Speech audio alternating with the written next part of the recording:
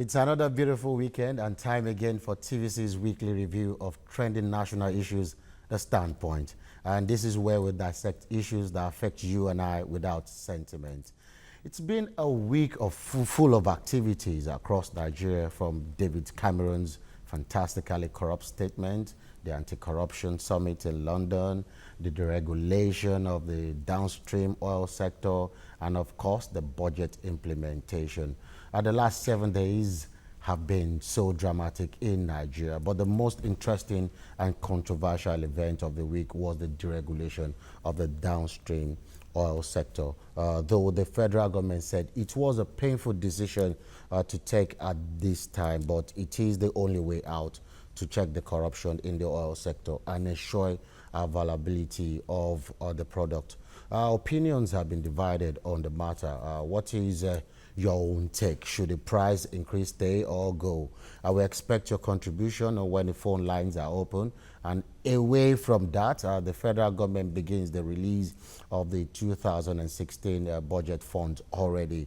The Minister of Budget and National Planning, Udoma, said that in order to commence the implementation of the plan, which already is in the middle of the second quarter, the release of capital votes to MDAs would commence immediately to cover lost ground. Also, a professional independent monitoring and evaluation body has been put in place to ensure 100% implementation of the budget. In ensuring this, the ministries, departments, and agencies, that's MDAs, are to produce a monthly implementation report to the Ministry of Budget and National Planning. These will be collected and published on a quarterly basis on the ministry's website. And finally, the Niger Delta Avengers are giving oil companies in the region to vacate within 40 days or face bloody attack. Where are we heading with this new group of agitators? These are the issues we shall be looking at on the program today. My name is Dakbo Aruwaje. When we return from the break, I will introduce my guest. Stay tuned.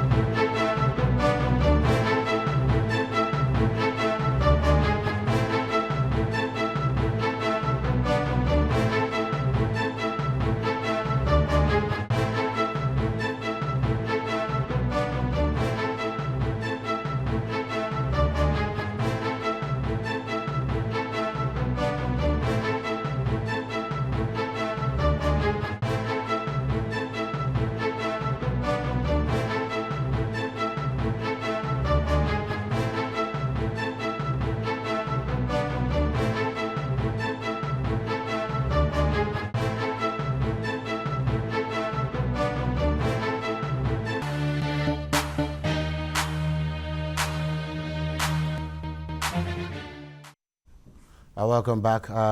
If you're just joining us, I have in the studio three gentlemen. Let me start from my extreme left. The comrade, Ayodele Adewale, former local government chairman of Amuo Odofin local government, is an activist also. Thank you very much for joining us. Thank you for having me. And Libros Oshuma, a friend of the house and legal practitioner. Libros, thank you very much for joining us. My pleasure, as always. And finally, I have comrade. Cannot call you comrade. He used to be a comrade. Now he's honorable and is still a barrister. Honorable barrister Innocent Egwim. He represents his constituency at the Imo State. Idato North constituency in the Imo State House of Assembly. How's our governor? My people. He used to be my friend. Good to have you around. Thank you very much. Thank you. Let me start with you. Let's start with this deregulation. Or some people don't even understand that word, deregulation. All they understand is petrol now sells for 147 naira, and that is to some people is too much. What do you think? Well, my take there is that if you remember 1945, when during the World War, end of the World War, there's what is called Bretton Woods institutions came up with from a formulation of policies.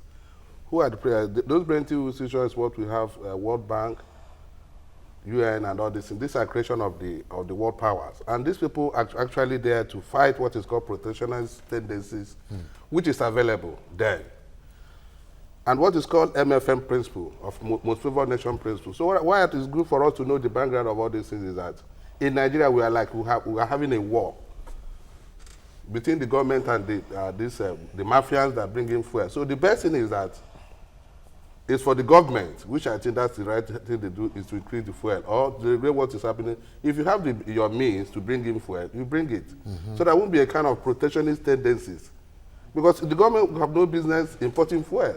The government has no business in regulating what is happening in the fuel business. So to me, what the government, this is the best policy. I'm not talking as an APC, but this is the best government, this is the best policy of this present administration, because what is the right time to do it is now. We have no business. Like if you people in Lagos here, you enjoy fuel. But if you get to, even in Owerri, when you get to, I mean, there's an NNPC station at, even Aladima, you get there, you find out that there's a queue from here to about 20 miles. But the next man there is selling fuel. And he's selling about 200 naira. Okay. So you'll be wondering, why can't government, the issue of giving a subsidy and all this, so let government allow people, the businessmen, because people have money out there, Nigerians that have stolen money out there, this is the way for them to bring in money. I mean, bring the fuel here so that the fuel will be everywhere. And believe you me, immediately that announcement was made, everywhere in Igbo State, there's fuel. And people will be wondering, you would not ask yourself, how did the whole fuel station, how did they got the fuel that they're selling? And most of the stations sell at 147. Of course, 145. 45, yeah. Yes. So to me, this is the best. Nigerians, I used to be an activist and I'm one. I believe this is the best. This is the best. People should not look at, especially the civil society shouldn't look at the immediate effect of this fuel increment. They should look at what is the overall things, because you find out that a lot of people are making money from this situation. You're selling a fuel of 6 naira 70 kobo, and at night people will move these things to the nearest filling station and selling it 200 naira. So why can't you make the thing open so that people can bring in fuel and sell? So to me, this is the best thing I think is one obtainable in this very present Thank you so much, Honorable. What do you think otherwise, Lagos? Not really. Not really. The question you would ask me is what has changed? Because a lot of people had asked me that question also. What has changed? A lot has changed from 2012 till today. In 2012, we had the price of crude was between $87 per barrel to at a point it was almost $100 per barrel, and then also we had a government that didn't show, the zeal to fighting wastage and fighting corruption. Some things, some of the revelations that people are beginning to know now, some of us that had our ears to the ground at that time knew the sleaze that was going on in government. We are aware that, there was a time, I even described it in this way, that what happens is, some of these people just create a problem, budget money for this problem and share. And so, for me at that time, it was not possible for me to allow more money in the hands of people I know we are going to share it. And so at that time, the federal government was making about 2 billion to 2-point-something billion from proceeds of crude oil sales monthly. And so at that time, it was also convenient for us to save. And then because there is no society where there are no subsidies. Even in the Western countries, they subsidize farming. And so at that time, it was also very convenient for us to say, look, you need to subsidize suffering. But what had changed now is you find out that now government makes, not up to $1 billion. It hovers between $500 million to $700 million monthly from sales of crude oil. Even with what is happening in the Niger Delta and all of that. So the products, the quantity is dropping by the day. And the next question, even the same, if you remember, towards the dying days of the last administration, the Okonjo-Iweala informed us that they had to borrow to pay salaries. Yes. There was basically no money. And, there were about, some said 200 million, some said $600 million outstanding payments of subsidy for marketers. And so, you look at the situation now and you ask yourself, what had been happening from January till now is that government had been the sole importer of petroleum products. And so that wasn't working. Yeah, it wasn't working because government had been the sole importer. And because if you're a private businessman, also coupled with the forest, as in 2012, the price of naira to a dollar was between 125 to 150.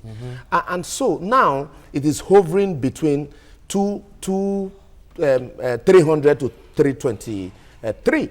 And so if you're a private businessman, and because there is no enough forest for government to give you to go buy import petrol, government had to consistently import.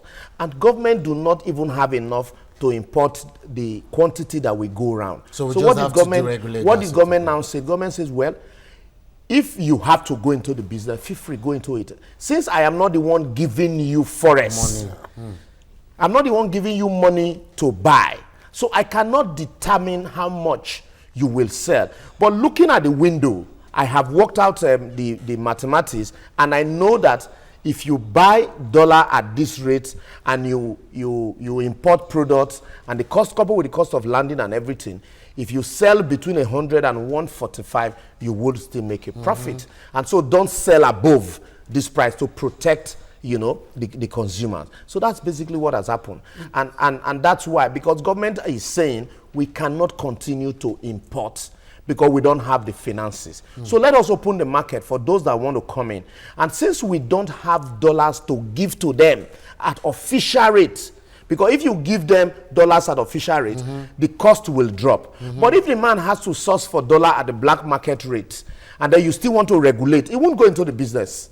Yes. And so that is, to answer his question, that is why the moment the government hands off the sale of the product, a lot of people, even people that were hoarding theirs to sell at black market, had to release the product in the market. And so you now find that people are, those that have money would say, oh, look, I want to go into this business. But quickly, before you do that, I need to go to Comrade, because you've given us enough to even work with now. But what do you think, Comrade? If the NLC and some other bodies are coming out to say, no, it's not acceptable, we are going to go to the streets to protest. Even some members of the APC, like Dino Melaye and Shehu Sani, are saying, no, murder of all protests is not good. Were they not consulted when all this were happening? Well, consultation, I will not say I know the in-depth in which the government have consulted them. But as I understand it very well, because that's my constituency, yes, either you consult us or not, we do follow the trend in the country. And before they come out to take a particular position, they would have done their own analysis. Yes. But many of these positions also are predetermined by membership. You must understand that you have leadership of those various constituencies, and some people put them there. And if the outcry overwhelms them, at times they take irrational decisions. For the NLC, I would say that they have all the facts in their hands. And for us to bail out Nigeria and Nigerians from this quagmire, they should be very realistic.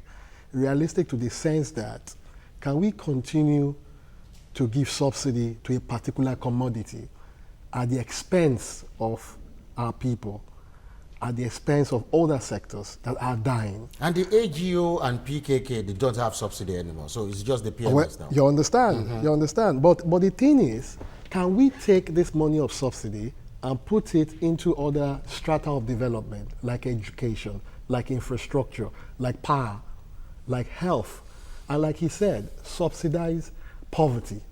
You understand? I would rather say eradicate poverty, take this subsidy money, put it into agriculture. You understand? I've seen so many institutions now going on strike and all of that. The government should sit down with the labor unions, all labor unions. I say, okay, we are taking these subsidy funds, we are investing it here. You put up a committee to monitor. Because I believe that the greatest resource that anybody can acquire is human resource. And when you have it, you have human capital. And human capital can determine the wealth of a nation, like Japan, like China, like Korea, like US, and all of that. Many of these countries do not even have oil. They are not oil-based. They are technological based, and they are selling technologies in order to get more money than any countries that have these natural resources. And they are not doing bad. They are even doing very greatly well. But if you even look at our labor force, a lot of people have argued that many of our workforce are not prepared enough for the challenges of the job that they are undertaking. And that is why they will even go to just Benin Republic here, with due respect to the country, to even get laborers. What have happened to our skill centers? The skill center have the facility, but how endured are these facilities towards impacting positive knowledge that will make one independent? These are things that labor should look at. How endured are their membership? To the extent that labor itself cannot even guarantee that their members can take up challenges of power, regardless of the shenanigan that is in it. So those are issues that labor should look into, and they should think more of a socialist structure. In socialism, the working class take charge of all of these sundries. And if the working class have to take charge of these sundries, then the sundries must produce for the working class, for their comfort.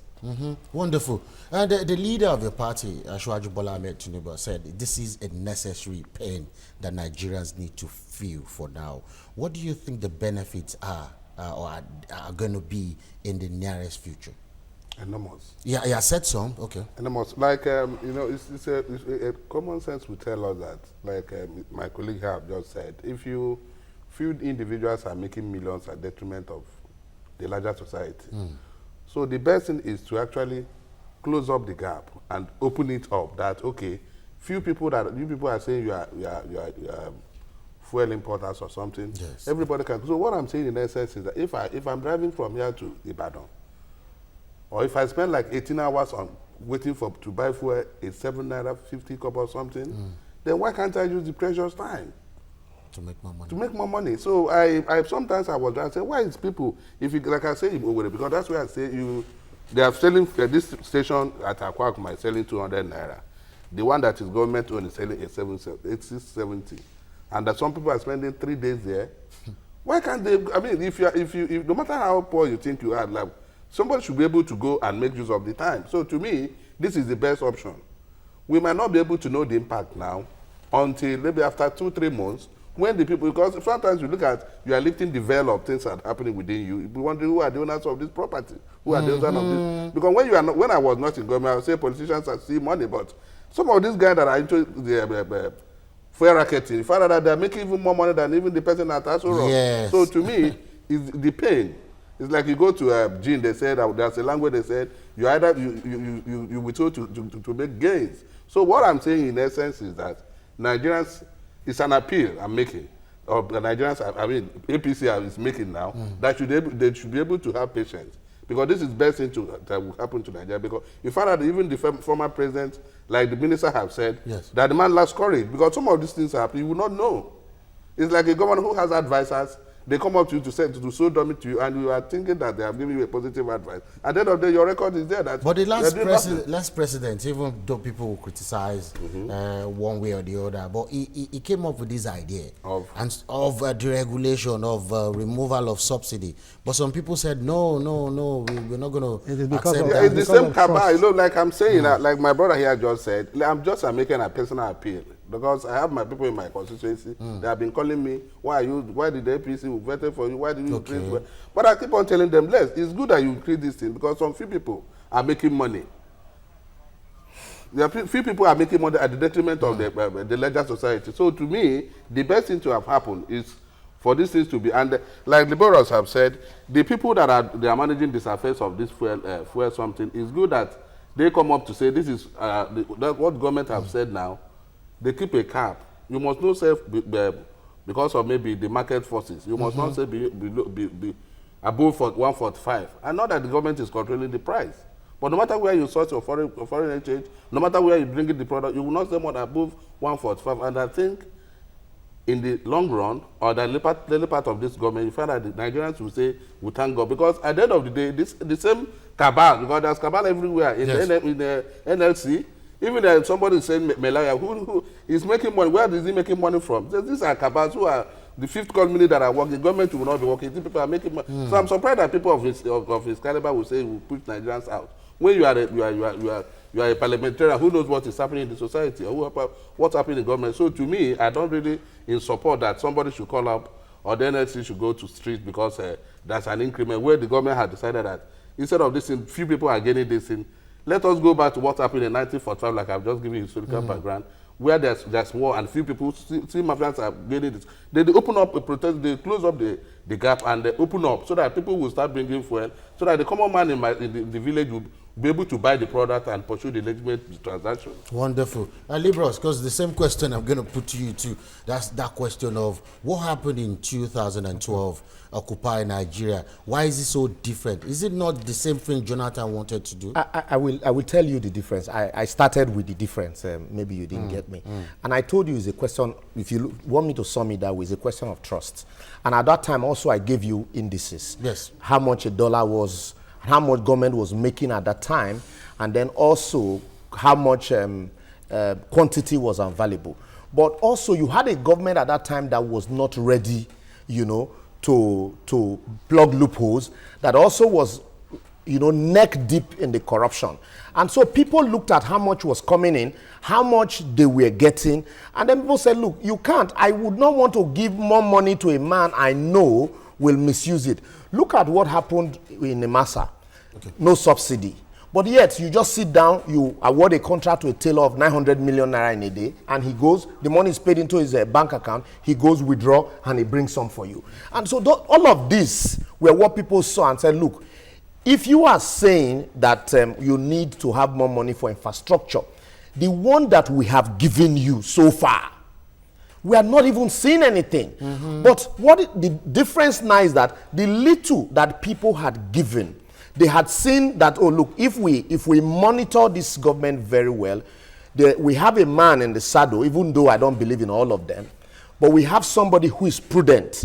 If you were in the past government and you were reckless, you would not be in this one and still be reckless. Libros, I need to interrupt you because our correspondent, Joke Adisa, our correspondent in Abuja, is standing by. We need to get the vibes. What's going on, the labor union? Have they made up your mind?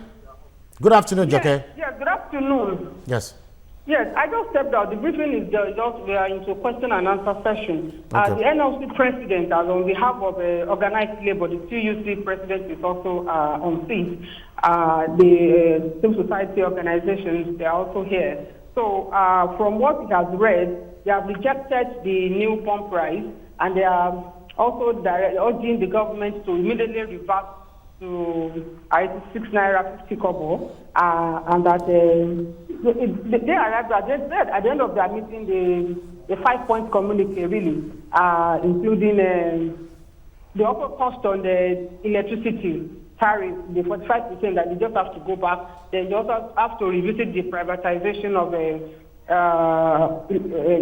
electricity in the country too. So those are some of the highlights. But what is also important is that they have given the government up to Tuesday night to do what they have said, and in the event that they do not, they will resort to a mass action by 18th, May the 18th, on Wednesday, that they will mobilize and that they will shut down the banks, they will shut down the economy until their voices are heard. Okay, you think they're very serious about these the threats they say? I mean, are they very serious? Well, to the extent that we have seen, we also have the Pengassan president here. We recall that it was also in the news that Pengassan and the oil workers generally as a whole endorsed the new price hike. But the Pengassan president coming here, it means he's saying that he's not, that they were misquoted. So we are still waiting to see, to also talk to him on what is being here means. So, but from what we have seen, the fact that he's there alone will also tell us that, okay, maybe he's not in support, but maybe he's also in support of what organized labor is doing, rejecting the new pump price. Okay, are you insisting that because you said the Pengassan boss, are you saying that it was not, Pengassan wasn't consulted? What about the NLC? Because it was stated that the leadership of NAS, the NLC, Pengassan, TUC, everybody was part of the meeting to reach the conclusion. Yes, we also put that question to them. Yes, they were there, but what they said was that the government did not give room for negotiation. That they invited them the day before, they divided them on Tuesday, so they were there for the meeting on Wednesday. And that when they were told that when they were told that the government has resolved to peg the fuel price at 145 naira, they told them, okay, we have heard, but we will need to go back to our constituents to be able to tell them what you have said, so that we'll get back. So they said at that point that they had to rise from the meeting, and they insisted that they do not have any authority to agree or not agree, but they needed to go back to their people to put it before them and let them make a decision. Okay, did they talk about the minimum wage again? Because you know they said they should peg the minimum wage to, is it 57? Yes, they have said that, that what they are saying is that they want the status quo to remain, that the government should go back, then they will not start from there. That they have also put before the government some demands which have not been met. And until those things are addressed, the government does not have the right to unilaterally increase the price of fuel. One other issue that also came up is the composition of the boards of the PPPRA and the NNPC. They are saying that this increment, this action of the government is illegal in itself, because what the law says is that it's only the PPPRA that can determine what price this fuel product should be sold. Okay. So, and that in the event that they have not considered the board, the government cannot on its own do that. Okay, thank you. So what should we be expecting next week? Are they going to hit the street, ground the economy? Yeah, that's what they have said. They said when? By Wednesday. If by 12 a.m. by the close of Tuesday, okay, their demand, government fails to do as they have demanded, a mass action will begin. Okay. And they are also calling on Nigerians to store their homes with food for as long as the action will last. All right, banks will not work. Airports, everywhere they will shut down the economy in short. Wonderful. Thank you very much, our correspondent, Jockey Adisa. If there's anything breaking, we'll definitely get back in touch with you. Thank you so much. And Libros, I interrupted you. Did you hear that? Yeah, I heard. In addressing that, I will also tell you that if you look at this year's budget, there was no subsidy, there was no provision for subsidy payment in the budget. And this budget passed through the National Assembly, where you had Ahmed Sani, you had Dino Melaye, and they didn't oppose the fact that there was no provisions for subsidy. And so for me, this idea of, we're playing to the gallery, like a comrade has said, if majority of the constituency members, he says, we need to hit the street. So people like Dino Melaye can come out to say, yes, we're mobilizing and all of that. What we should be asking government should do. And that's why I have problem with some of these, mass action. And so what we should be doing, and then the product now is dependent on two factors. One, the price at the international market, and then two, the availability of forex. And so you now ask government, how do we now go into areas that will ensure that we have more forests available in the country? That means we'll need to produce more to export. So we have, and so some of these government has talked about implementation of budget. How do we ensure that the palliatives in the budget are implemented 100%, so that in no distance time our refineries will be working, and then also we'll open up the sectors to ensure that people invest in these refineries. Wonderful. These are areas we need to be engaging the government on, and not areas that will take us backward, and then we now sit back. You get to a point because the government have a strategy.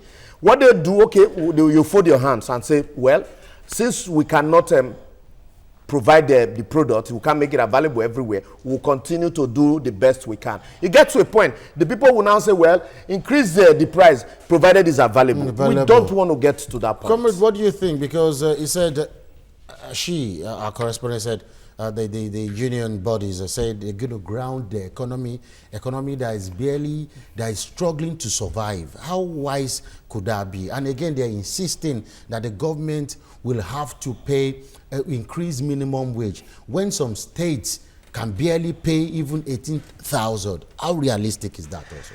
Well, first and foremost, those are language that we use in order to get government to come to the table to talk. First and foremost. And I take all these protests because as a comrade, that's why I take all these questions. Well, those are language we use to make you understand that we are serious, to try to call for negotiation.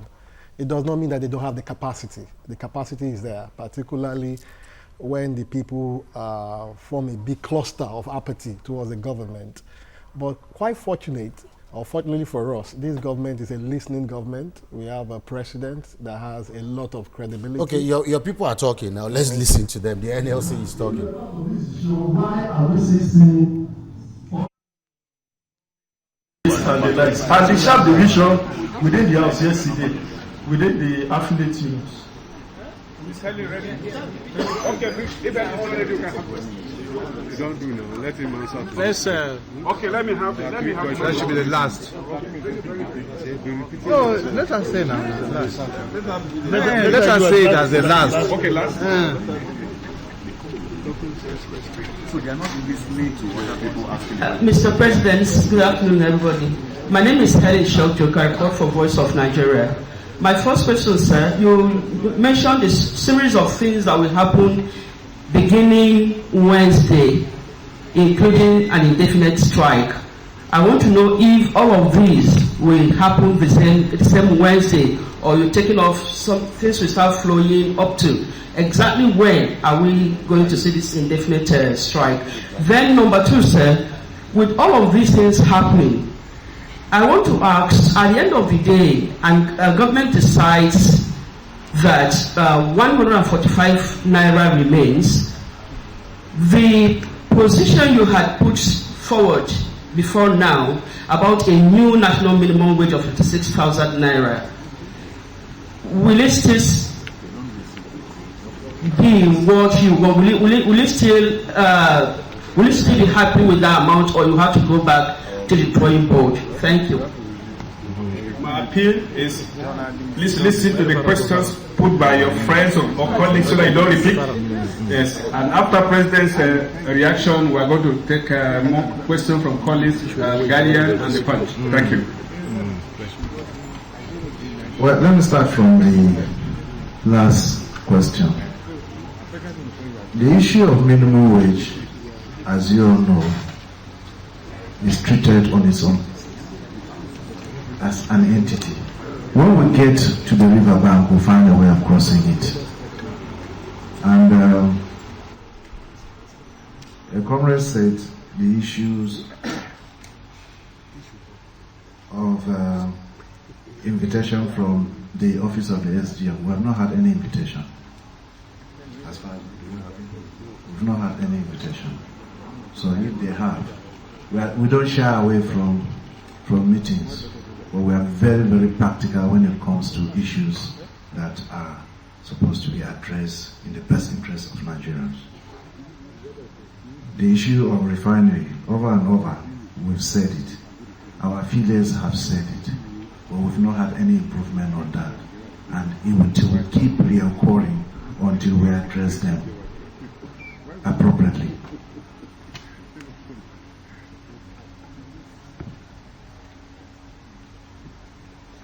And that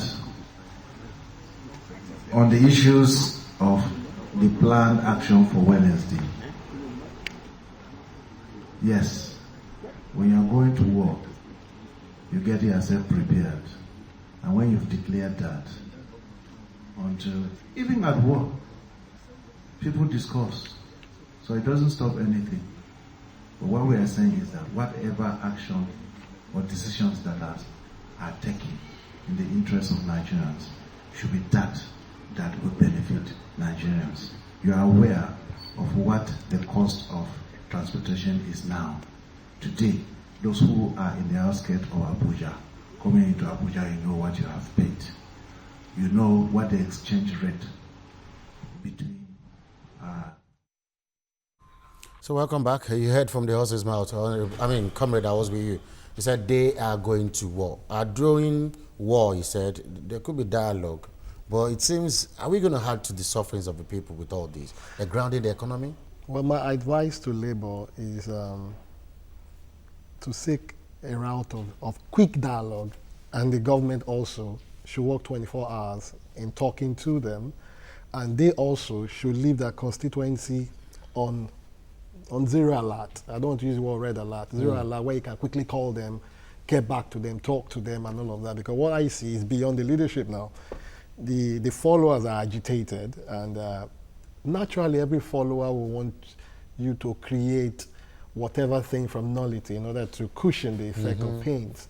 But the leadership there should be able to work out realities. So what are the realities on ground? You want PMS at X amount of funds. Do we have the infrastructure to produce this? Yes, we want us to continue with subsidy and to continue to pay for subsidy and all of these things. Who are we paying to? You understand? Can we have a better options of bringing this thing in and readily available for everybody? Is it true that Nigeria is broke? Labour has all of those facts in their hands from their sister unions. They have all the facts. They know how much is in their coffers. Because for the money to come in, it will go from desk to desk from the clerk before it gets to the president's office. So they know the facts.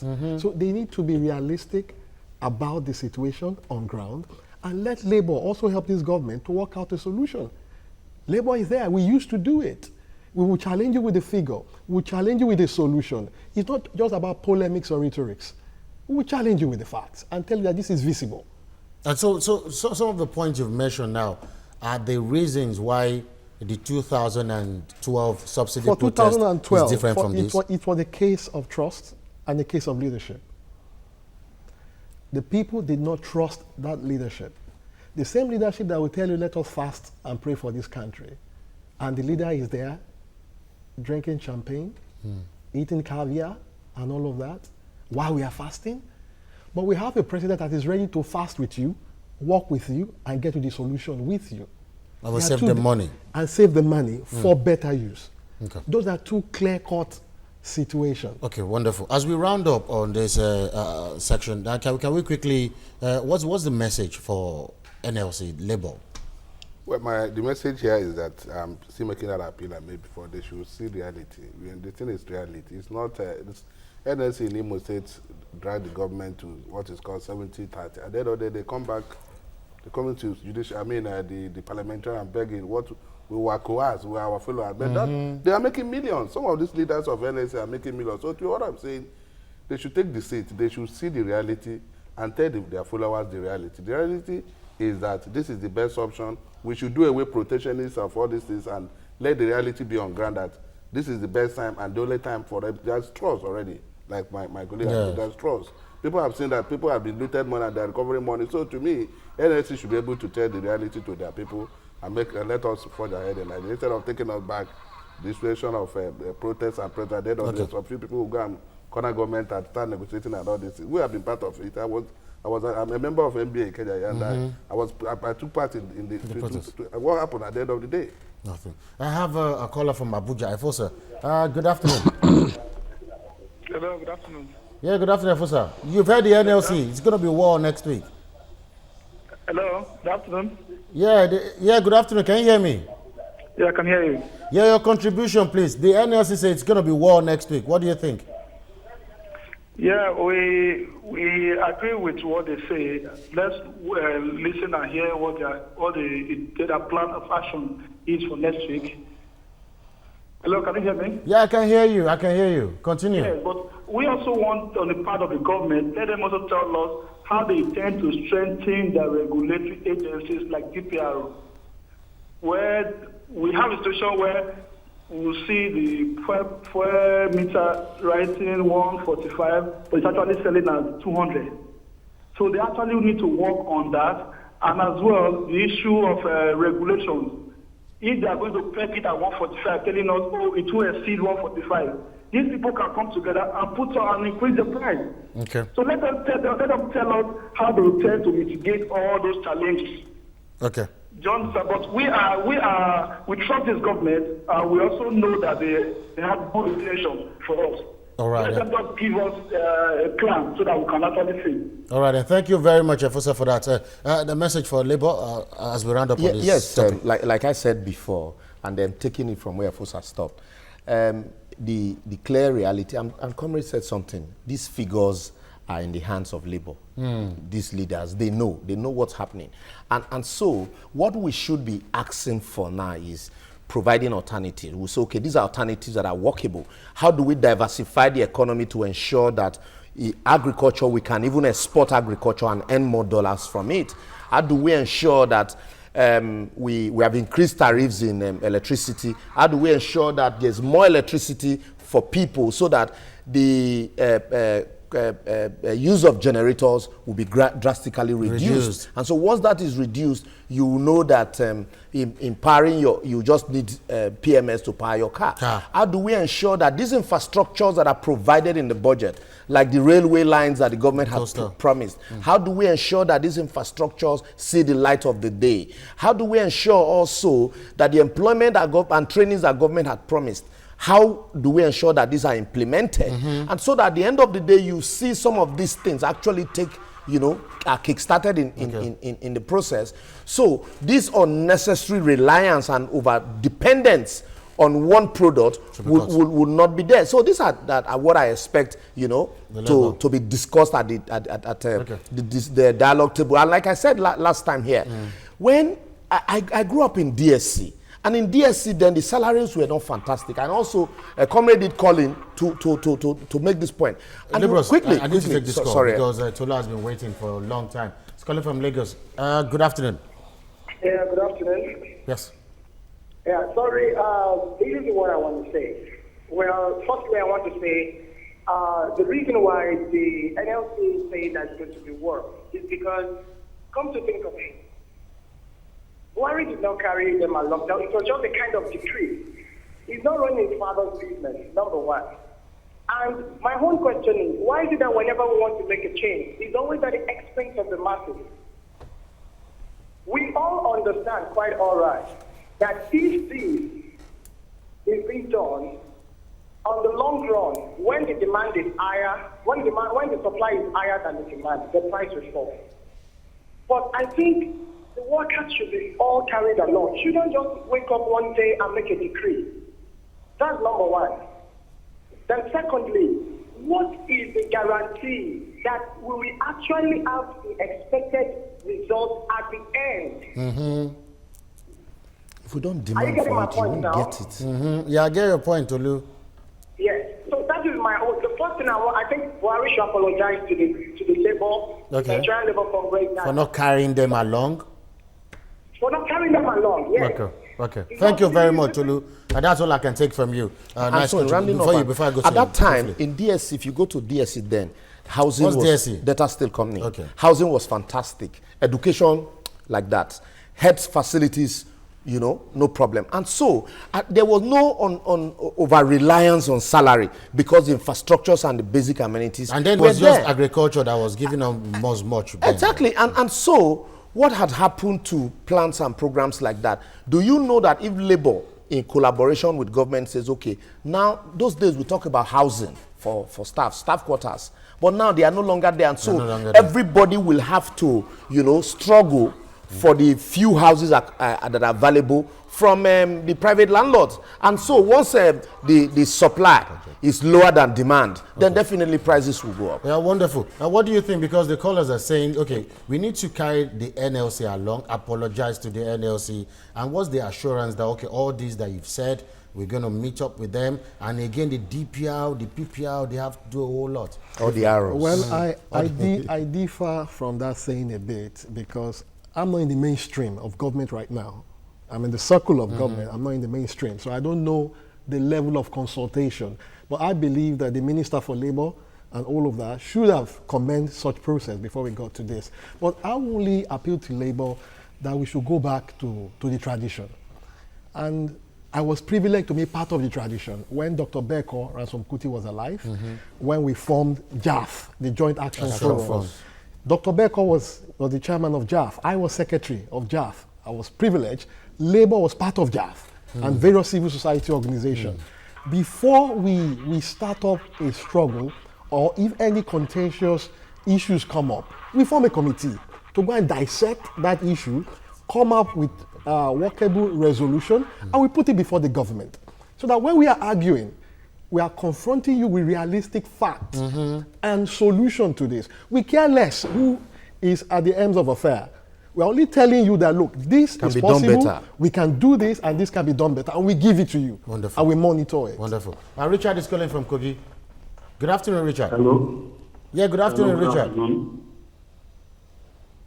Hello, good afternoon. Yeah, good afternoon. Your contribution waiting for you. Oh, okay, please. I just want to raise a contribution. Okay. Telling Nigerians that maybe go on strike or any other thing is not the solution to the whole thing. I want to believe that the direction at which the president is going to now is all it needed is for us to support him with all efforts and make sure that every money that is being taken away from the subsidy is going to the right direction. By calling Nigerian maybe going for strike, going for whatever, it's not the issue. After all, the NSC is the first one that talk about removing the subsidy. So why are we now deceiving ourselves? I wonder. All right, and thank you so much, Richard. A very lovely plea there for the NLC. But with the little time we have, we need to talk about this budget. Eventually, yesterday, funds have been released for the lost, so we could cover the lost time already. But what is interesting about this whole thing is all the MDAs will be monitored. They have to submit the report monthly and quarterly. They will be published. What do you think? What should Nigerians be expecting? Is the budget of change? What should they be expecting now, and how soon should we be expecting? They should move at the executive should move at jet speed now, and the parliamentarian we are falling should do our oversight function. Let it be business as usual, where budget is released. You find that you just had that billions are released, it will go to private pockets. So all the three arms of government, this will be executive, judiciary, and legislature should all be working, because government is all about that separation of power should come in now. Yes. And our president has put something on the table for Nigerians to say, hey, I'm sincere. Because there's sincerity from the man. I mean, for some of us to key into his vision and his ideas and follow him, I believe this time around, Nigerians will see the real dividend of democracy. And because there will be implementation. It's not a question of at the end of the day, you find out that coming to the end of financial year, we're almost going to the second quarter of the financial year now, and things are not working. But I believe the lost ground will be recovered, and things will move into. But do you think it could be 100% implementation or thereabouts? Of course, because see, when you say the implementation, things are, there's what is called retiring in, people retire what the books. Okay. It's just a question of retire, because if you can't spend, though you know the president because of whom he is, the law allows them to spend till up to June. But he doesn't want to do that. Because in the past, what the people is, they find out that people will be retiring, crooking up books to cover up the money they have stolen. But they say no until the House of the parliamentarians have passed this, they bring this budget to me. People cannot start digging into the money and start spending it. So unlike what is obtainable before, where you see a ministry will come up, the money they have spent, they will just crook up papers and retire them. So it's not done. It's not done that way now. So to me, they will move at a jet speed, and believe you me, in the next 1 month or 2 months, this will be happening. Because it's to our favor. As a politician, it's my own favor that if I get back home and there's light, the road leading to my place is done. So people will like to say that this man who have voted for him, he's doing well. But if some people, this money is going to private pockets, my brother, it is not good. And this man that has contested election for 3 times consecutive, those bets is the best thing to happen to us. Should know. And I totally believe Libros, what do you think? I say it's I scratch your back, because you have 60 billion now for the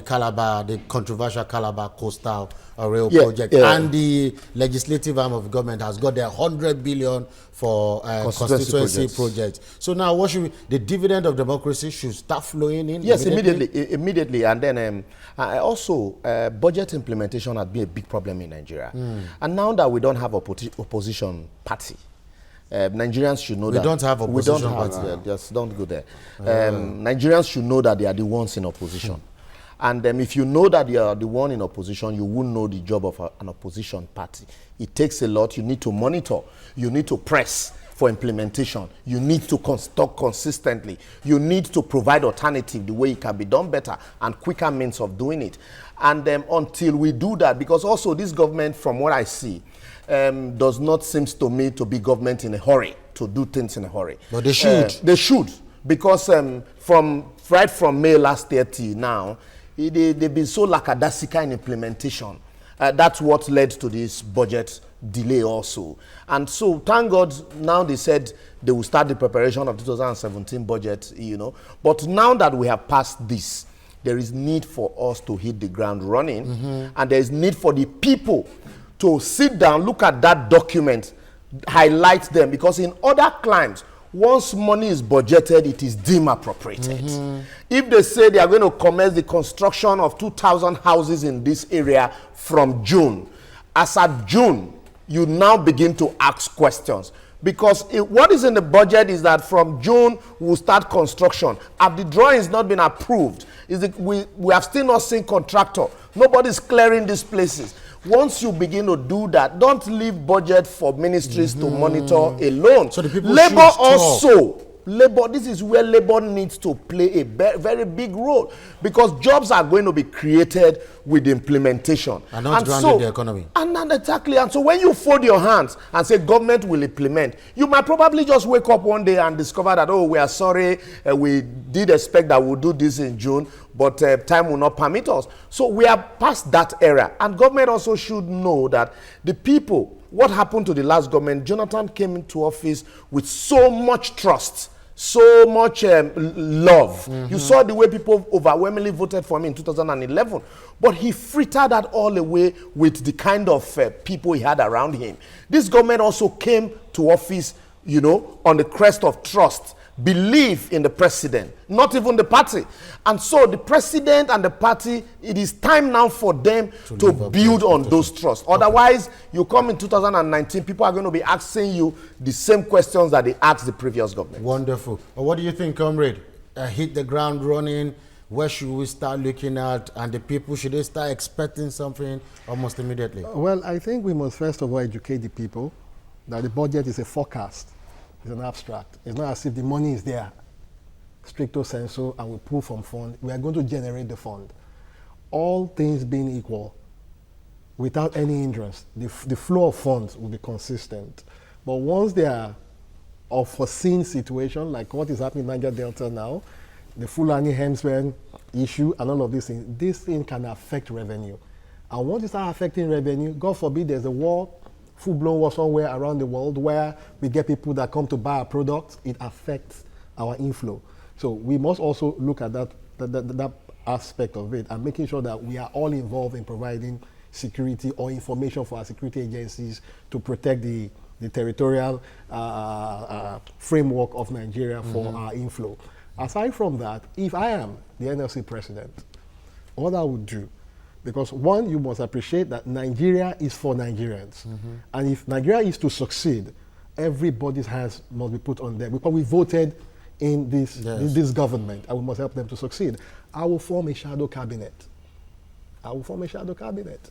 For every ministry, I will create a team to also create a policy and create framework that we believe is possible. Because we have our people in there. They are the one providing, they are the one producing. They are the one that knows the terrain very well. And if you key them into it, things will work. Aside from that, I will insist that this subsidy removal, one, I want it to go into energy. We are going to review the process in which those people got the license of generation, distribution, and all of that. If we claim that we don't want our people to be sent off work, we must also insist that we want to retrain our people, check their capacity, and also look at the weightiness of many of these ministries. You have some ministries in some departments, it's over-bloated. You trim it down. You take those people into other sector, productive sector. You understand? We are not going to sack them. For instance, I want to be railway. We're going to train some of them to become either railway engineers or skilled workers to put up these tracks. Wonderful. You understand? And there's bilateral agreements also. You work with countries that have done it very well, like the president is moving there, bring them in, tie them to the project, tie them to our institution. They said they will even involve the private sector. You understand? Also. And we also tell government that, look, we've been having too many strikes in our institutions. We want it to be free. From primary to tertiary, it is possible. This is how we want to work it.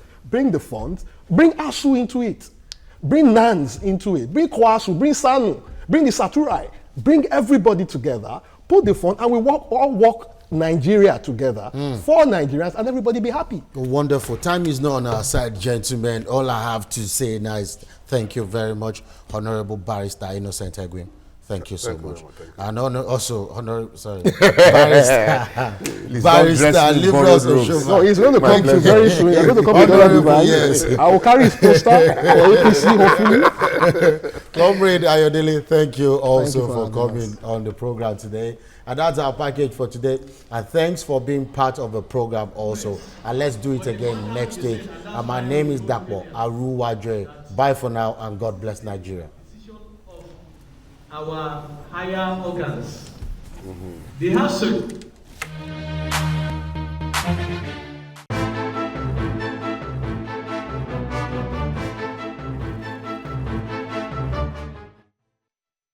Of all of us, and that of also their specific